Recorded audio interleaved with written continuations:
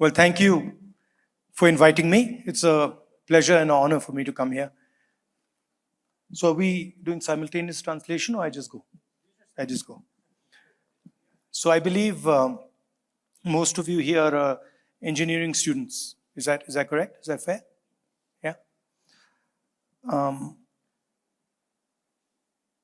So I'll start with a mix of geopolitics and engineering, because that's what is going on today.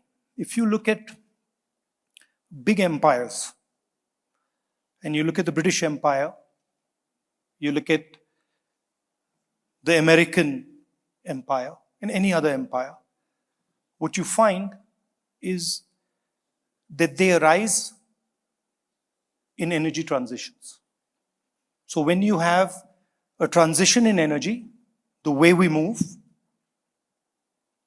the power that controls that transition tends to become a superpower. The British controlled steam, the steam engine and coal, they became a superpower.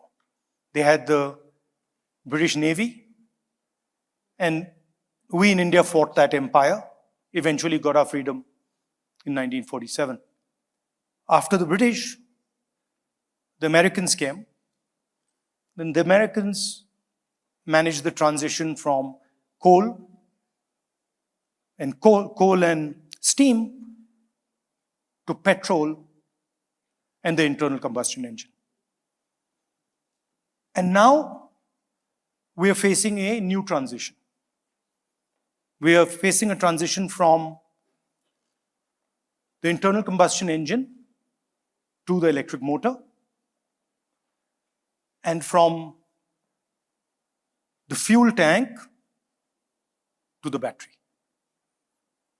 And the real fight between the United States, which has a maritime vision of the world, and China, which has a terrestrial vision of the world, is about who is going to manage this energy transition. Who's going to control battery technology? Who's going to control the electric motor? Who's going to control the optics that will allow you to move? And if you look, people say, okay, we're moving into a phase of electric cars. But if you step back slightly, what you find is that a drone, an electric car, a high-speed train, they all have the same basic architecture.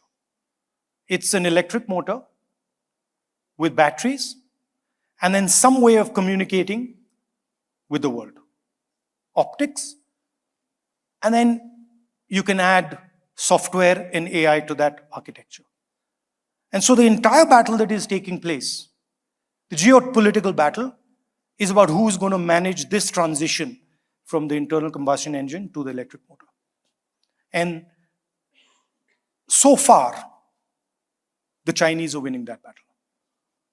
They're winning the battle because they control battery technology, they control the electric motor, they control optics. And they control it because they are the biggest manufacturer, the biggest producer on the planet.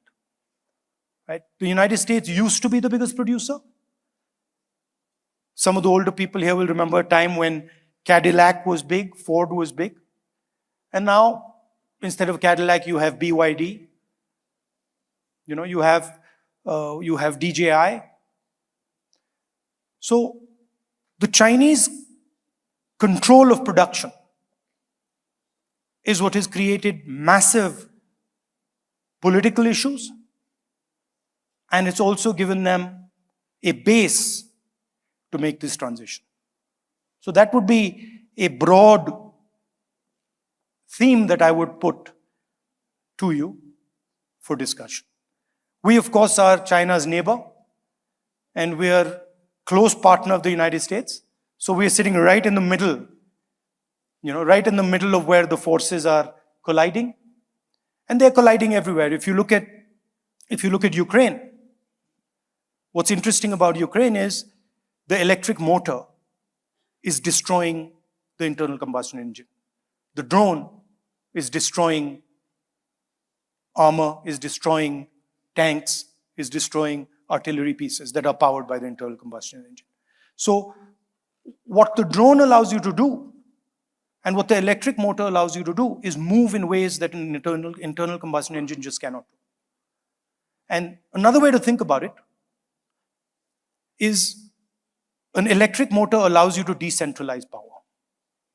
So it allows you to take power in a car and put it into 5 or 6 or 7 different places. It allows you to take power in a drone and decentralize it, maybe put four motors on either corner and make a quadcopter.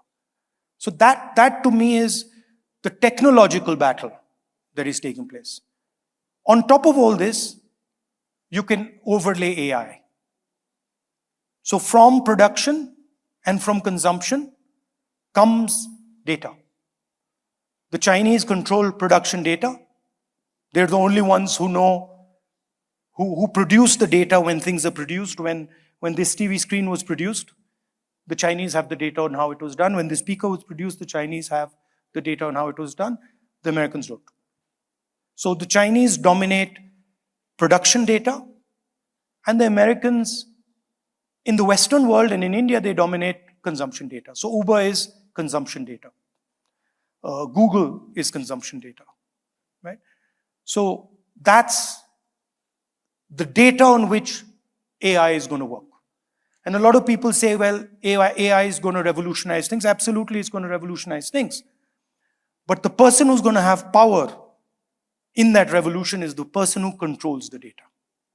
And for example, in our part of the world, most of our data is controlled by the United States, by companies like Google, by companies like Uber, by companies like WhatsApp. So the Americans have a distinct advantage when it comes to communication, when it comes to consumption data. And that broadly is the fight that is taking place. Now, any questions you might have, I'd gladly answer. Thank you.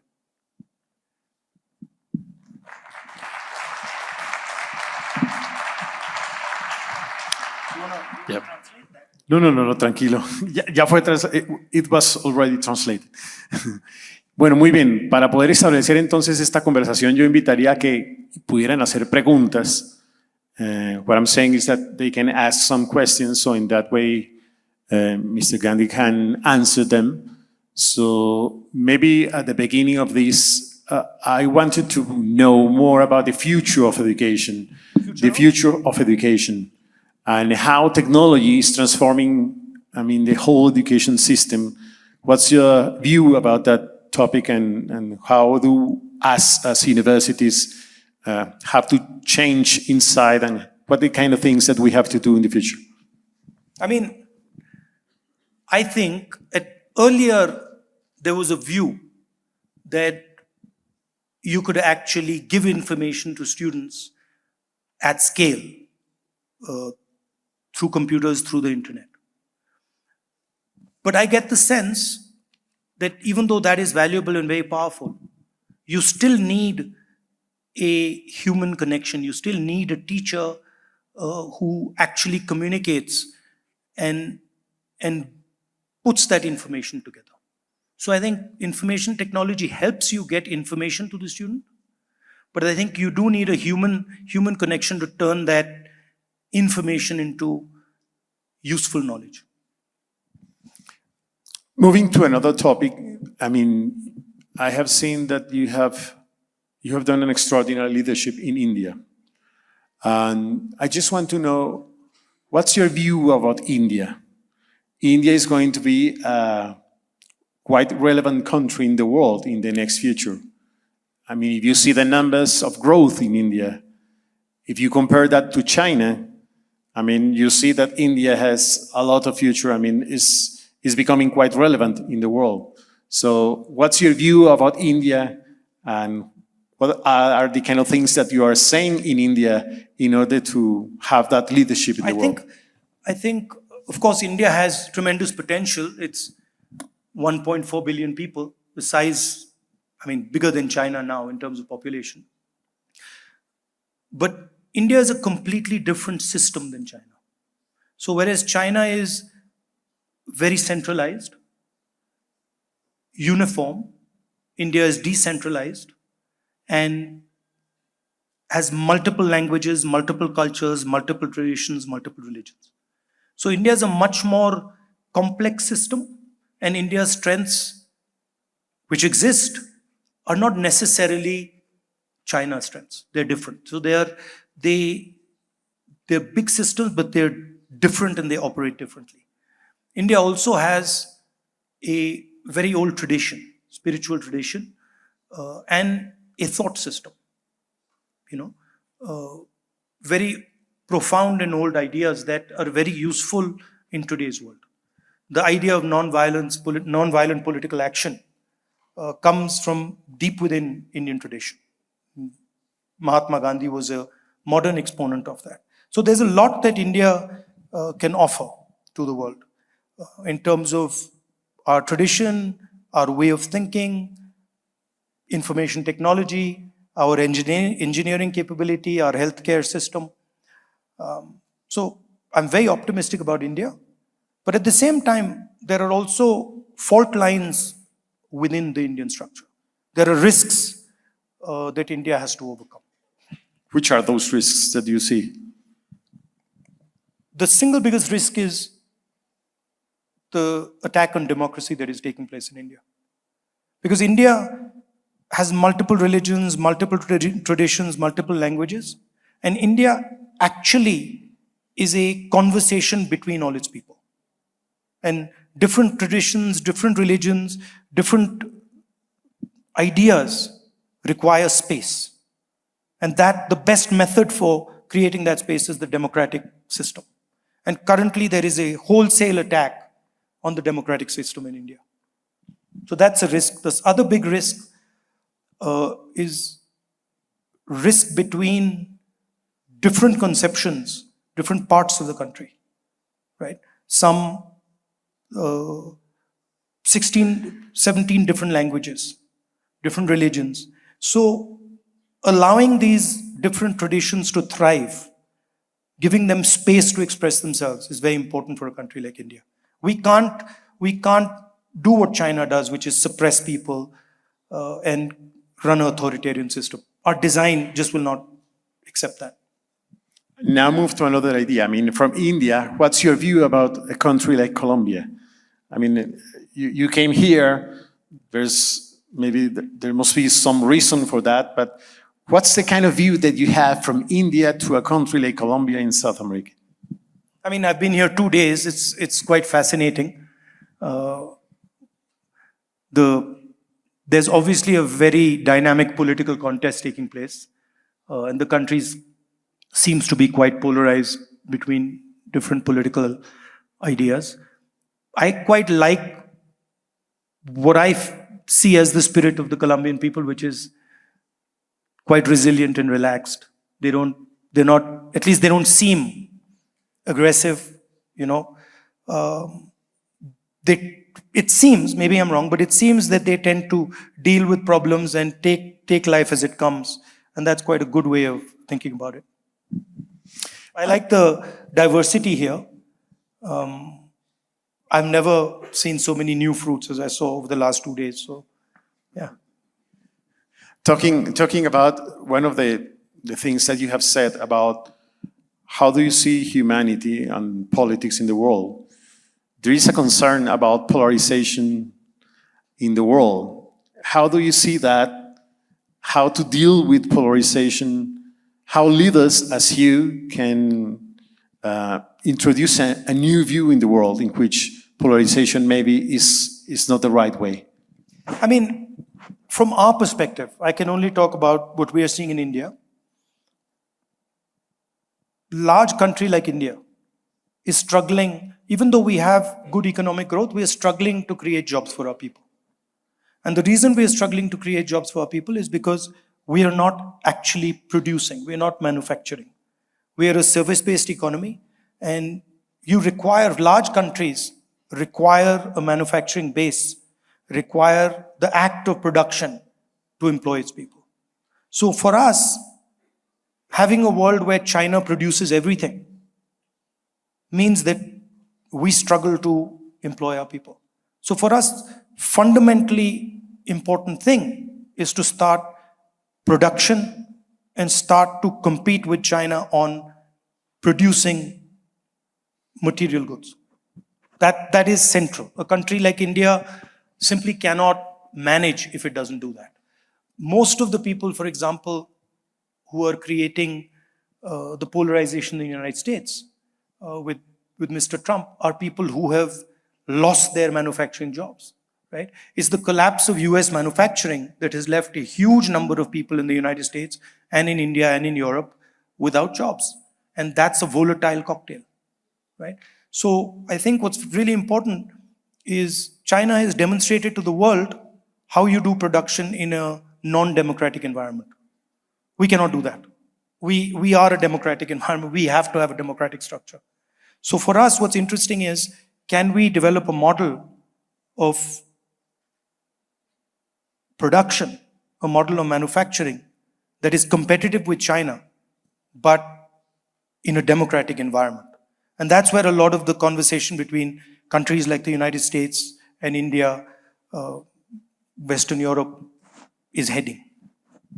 Once I was in the World Economic Forum with Ricardo Hausmann, he's professor from University of Harvard, and he told me, and he said, Colombia is more India, less China. Yeah. Saying that Colombia is more human talent, and that we have to develop the human talent services, for example, software production and so on, rather than industry. Would you agree on that with Ricardo Hausmann? No, because, look, there is a place for services. But in a country like India, high-tech software services is at best 1%, 2%, 3% of the population. Right? It's a very small number of people who are actually employed in the software industry in India compared to the massive size of our country. India simply cannot succeed economically only on services. We're very good at services, and it's a very important part of the future. It's a very important part of the economy. But you cannot do, a large country cannot do only services. Country like Singapore maybe can do it, you know. But large country like India can't do it. And by the way, I mean, he's a professor in Harvard. He's finding out that America can't do it, right? Because the levels of polarization that America is facing are not sustainable.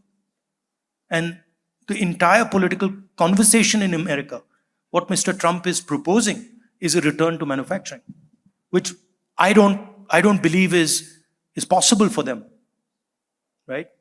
But that's what Mr. Trump is proposing. And pretty much any country now will tell you, big country will tell you that, look, having a world where China is the only producer is seriously problematic for us.